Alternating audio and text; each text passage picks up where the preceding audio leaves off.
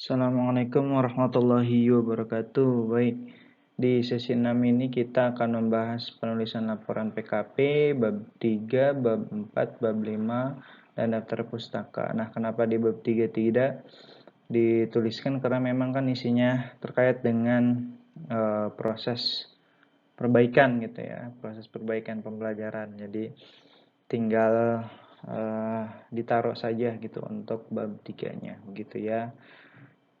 Dan diharapkan kalian lebih teliti, rinci di dalam penulisan laporan sehingga nanti di pertemuan sesi ke-7 dan sesi 8 tinggal di-upload saja begitu ya.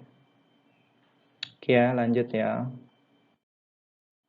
Nah, di laporan PKP ini format laporan. Yang pertama itu halaman judul, ada lembar pengesahan dan daftar isi ya. Di halaman judul nanti biasa ada format judul, lalu nanti ada lembar pengesahan di mana nanti ada pengesahan selaku supervisor 1 dan supervisor 2. Lalu nanti ada daftar isi seperti biasa, daftar isi harus sesuai dengan isi ya. Jadi maksudnya halaman pertama apa, kedua apa, ketiga apa disesuaikan dengan format laporan karena terkadang tidak sesuai antara daftar isi dengan isi yang ada di laporannya begitu. Jadi misalkan di daftar isi untuk pendahuluan sampai 10 lembar ternyata di isi laporannya halaman 12 itu masih ada sebagai pendahuluan. Jadi itu harus disesuaikan dengan baik ya. Lalu selanjutnya nanti kita ada bab 1, 2, 3, 4, dan 5 ya. Ini format laporannya. Di sesi sebelumnya juga sudah sedikit saya singgung ya terkait dengan format laporan. Nah, nanti di pendahuluan seperti biasa membahas terkait dengan latar belakang, teori, konsep, dan kenapa proses penelitian ini dilakukan ya.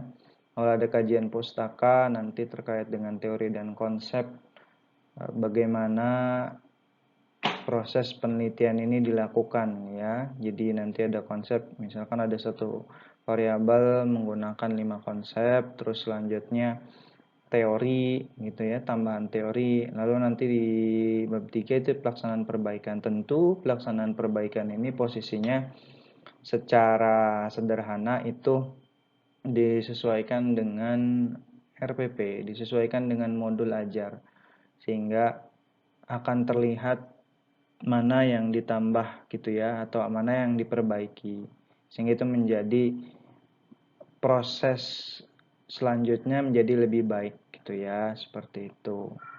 Lalu nanti ada hasil dan pembahasan di bab 4 seperti biasa nanti setelah proses perbaikan di RPP yang kedua itu ya, hasilnya seperti apa, temuannya seperti apa, lalu dibahas gitu ya sehingga ada pembahasan dari hasilnya gitu ya.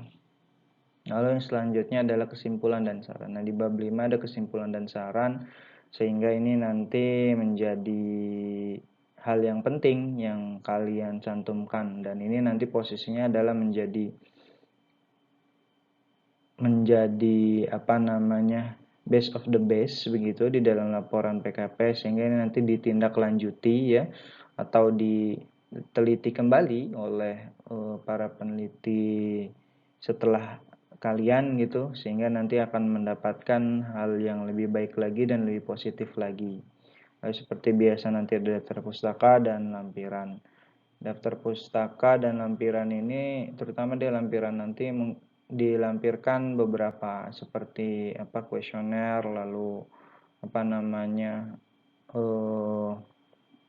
hasil perhitungan gitu ya secara sederhana hitung-hitungannya begitu dengan statistik sederhana.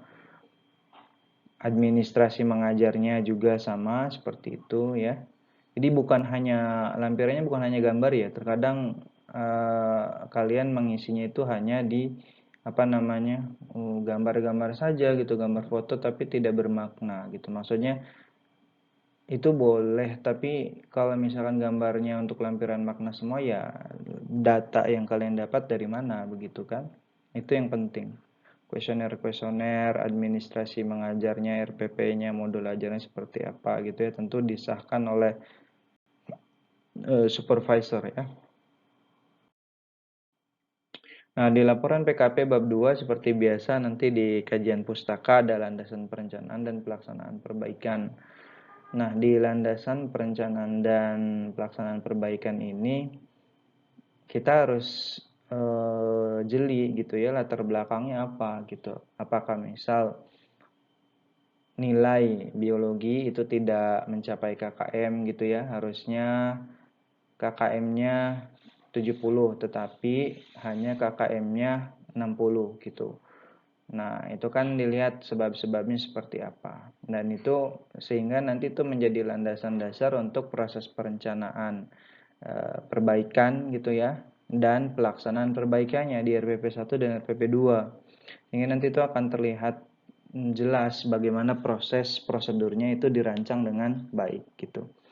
Nah, lalu selanjutnya di teori dan konsep terkait dengan masalah yang dirumuskan. Jadi setelah landasan perencanaan lalu pelaksanaan perbaikan, tentu kan pada saat proses itu dirumuskanlah gitu ya, dirumuskanlah masalah yang akan diteliti dengan metode PTK gitu ya, atau dengan desain PTK lewat laporan PKP. Nah, di teori dan konsep ini tentu ya, di awal saya sudah menyinggung bahwa variabel itu kan yang menjadi fokus. Kayak misalkan contoh kita mau meneliti terkait dengan hasil belajar. Nah, hasil belajar itu dikaji dengan teori dan konsep. Jadi, hasil belajar itu menurut para ahli definisi A, B, C, D gitu ya. Misalkan teorinya siapa gitu ya. Misalkan teorinya Dewey gitu. Nah, itu diulas gitu. Hasil belajar menurut Dewey adalah gitu. Jadi benar-benar ya kalau misalnya satu variabel hasil belajar gitu ya, hasil belajar itu kan ada dua kata hasil dan belajar. Nah, itu nanti bisa disintesis lagi gitu. Jadi hasil itu apa, kalau misalkan belajar itu apa. Jadi sehingga nanti disintesis hasil belajar adalah gitu. Dan teori itu kan berbeda dengan konsep ya. Kalau teori itu adalah hasil penelitian, kalau konsep itu definisi. Nah, jadi nanti kalian memperkaya setiap variabelnya itu ya 3 sampai 5 lah, 3 sampai 5 variabel, 3 sampai 5 konsep atau teori gitu ya setiap variabel yang diteliti sehingga nanti akan lebih kaya gitu dalam proses penulisan gitu ya, penulisan atau penelitian dari desain PTK-nya. Nah, terkait dengan masalah yang dirumuskan tentu ya, jadi ya teori dan konsepnya tentu disesuaikan dengan rumusan masalahnya gitu kan. Nah, lalu selanjutnya seperti biasa nih, perhatikan teknik pengutipan. Jadi kalau kalian lihat di e-learning itu kan sudah ada ya contoh bagaimana mengutip ya. Nah, itu harus diperhatikan karena itu adalah SOP. Jadi kalian tidak tidak asal ngutip gitu kan, ada gaya selingkungnya gitu ya. Entah itu apa style 6 ya kan gitu dan yang lainnya ya seperti itu. Jadi perlu diperhatikan ya. Oke ya, kita next ya slide berikutnya. Nah, di laporan PKP bab 4 ya. Karena kan kalau di bab 3 tinggal pelaksanaan perbaikannya gitu ya, ditulis oleh kalian pelaksanaan perbaikannya seperti apa ya, dicantumkan gitu. Dan kalau tidak salah juga saya sudah memberikan contoh ya di pertemuan-pertemuan sebelumnya terkait dengan bagaimana bentuk dari laporan PKP dengan desain PTK gitu ya. Nah, ini ada hasil dan pembahasan. Lalu nanti sajiannya hasil setiap siklus. Jadi dari desain PTK kan kemarin sudah dijelaskan ya terkait dengan siklus itu, maka kalian harus ditulis gitu ya, ditulis, dianalisis ya. Terakhir analisis data, lalu nanti ada penulisannya gitu kan. Nah, itu dianalisis, diamati gitu dengan baik sehingga nanti didapatkan lewat analisis itu, ya kan, di hasil setiap siklus itu akan terlihat apakah sudah maksimal di dalam proses pelaksanaannya, apakah masih ada yang kurang gitu ya terkait dengan kelebihan dan kekurangan. Nah, maka itu kan nanti akan dideskripsikan oleh kalian bagaimana hasil mulai dari perencanaan, pelaksanaan, lalu nanti ada perencana perbaikan lalu pelaksanaan perbaikan. Nah, itu harus disesuaikan gitu ya.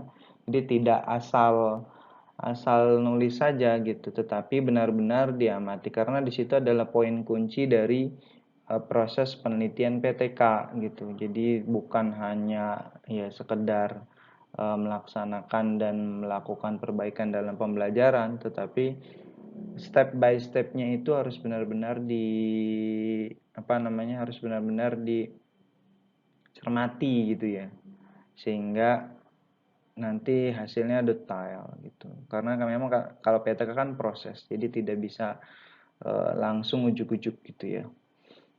Nah, di sajian data bisa nanti ditampilkan tabel, grafik, atau narasi gitu ya. Jadi hazanah untuk laporan itu gitu di bab 4 itu boleh ditaruh tabel, grafik tabel, misalnya tabel diagram batang, grafiknya seperti apa gitu ya. Nah, nanti setelah ada tabel grafik biasa ya ada narasi. Narasi itu adalah penjelasan dari tabel dan grafik gitu. Jadi diberikan keterangan atau penjelasan terkait dengan tabel dan grafik di hasil dan pembahasan itu sehingga nanti lebih memudahkan lagi karena kan posisinya kan yang membuat kalian gitu kan. Nah, kalau misalkan ada hal-hal yang perlu diterangkan gitu ya, dinarasikan gitu, dideskripsikan. Nah, silakan dideskripsikan dan dinarasikan gitu ya. Karena pembacanya dari hasil laporan PTK kalian kan banyak ya, bukan hanya kalangan akademisi saja. Mungkin pengamat juga gitu ya, atau misalkan orang umum, orang-orang perusahaan gitu yang ingin misalkan membuat buku terkait dengan PTK dan lain-lain. Jadi memang kita skopnya banyak gitu, bukan hanya di kalangan kita sebagai mahasiswa atau peneliti pemula gitu ya. Jadi itu harus disesuaikan. Nah, lalu nanti selanjutnya adalah kaitan dengan konsep dan teori. Tentu pada kajian pustaka nanti kaitan dengan konsep dan teori ini dikaitkan. Jadi setelah ada hasil itu, nah dibahas lagi boleh lah gitu ya, boleh ditambahkan. Artinya misalkan kata-katanya sesuai dengan gitu ya penelitian sebelumnya gitu, hasil yang sudah didapatkan ini sesuai dengan hasil sebelumnya gitu.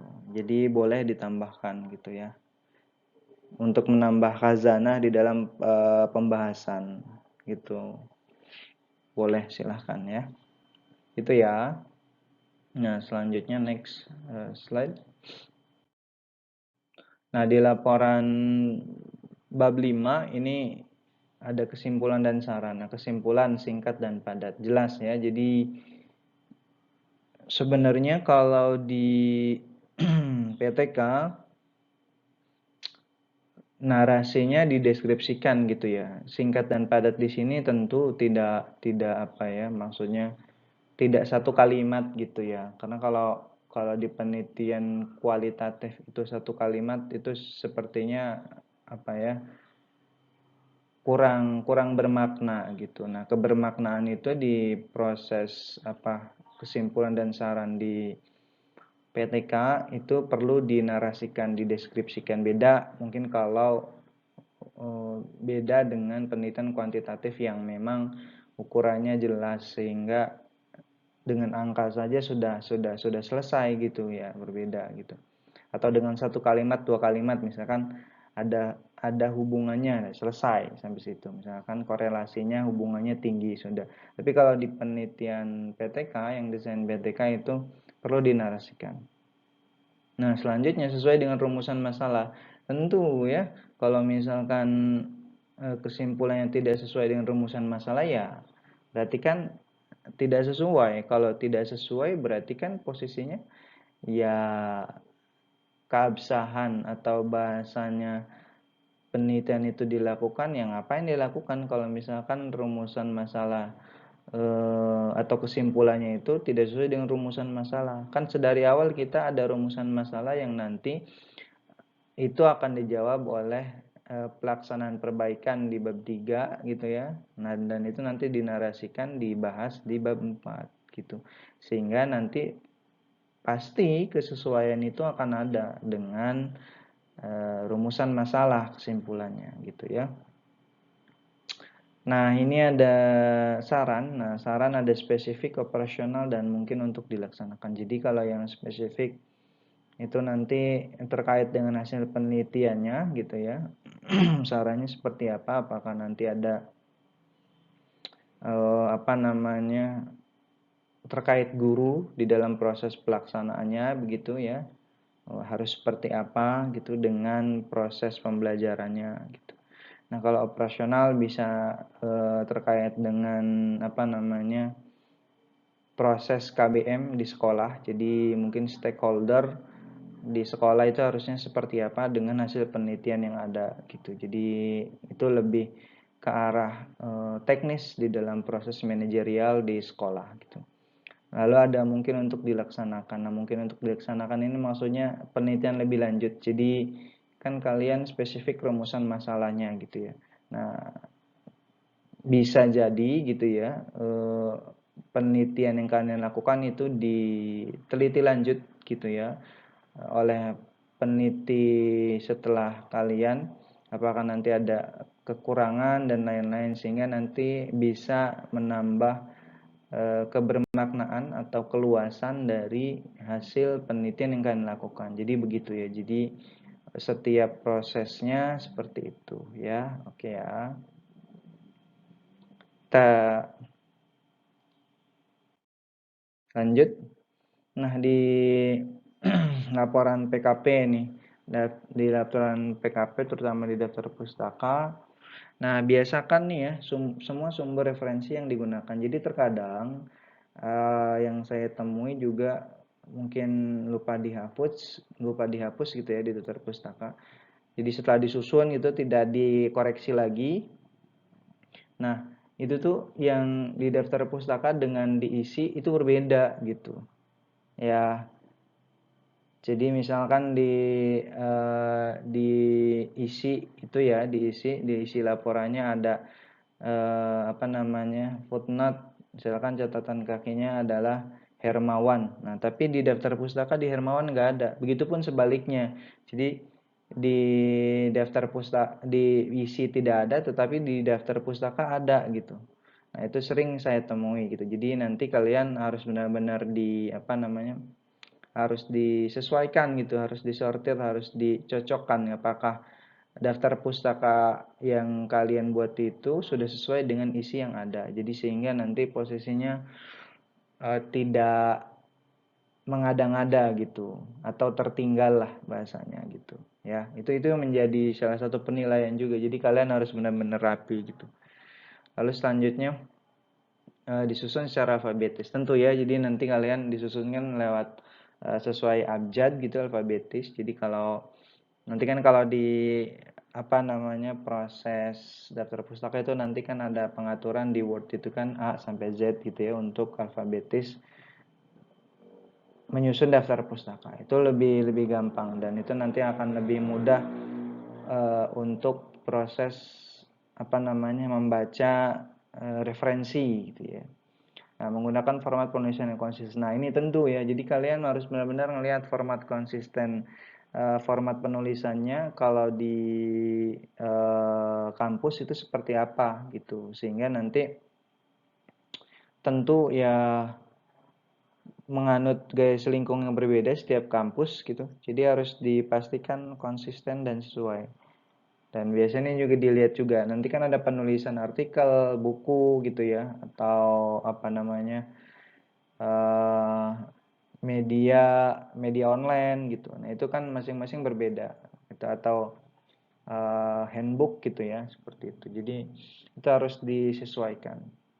Dan untuk daftar pustaka juga biasanya kalau menggunakan nanti ada handbook yang mungkin sudah lama, sudah tahunnya lama terbitnya gitu, tapi itu merupakan handbook, jadi artinya buku pegangan, buku babon, nah itu masih dibolehkan. Tapi kalau bukunya buku biasa, referensi biasa, dan itu baiknya ya 5 atau 10 tahun terakhir lah yang dikutip atau yang dijadikan sebagai referensi di laporan kalian, sehingga artinya itu menjadi sebuah kebaruan di dalam proses penulisan laporan PKP, dan itu kan nanti akan terlihat juga, oh ini ternyata laporan ini atau penelitian desain PTK di PKP ini 5 atau sampai 10 tahun terakhir gitu ya. Ini baik baru ini. Jadi itu terlihat kebaruannya gitu, tidak yang daftar pustaka tahun-tahun yang lama gitu ya, seperti itu. Tadi kalau yang mau yang lama syaratnya dia handbook atau tidak gitu. Jadi buku babon gitu ya. Buku sumber dari segala sumber gitu.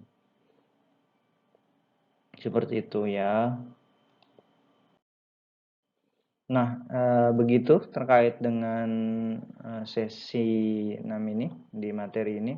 Semoga kalian bisa melaksanakan dengan baik dan see you next letter. Oke ya, Assalamualaikum warahmatullahi wabarakatuh.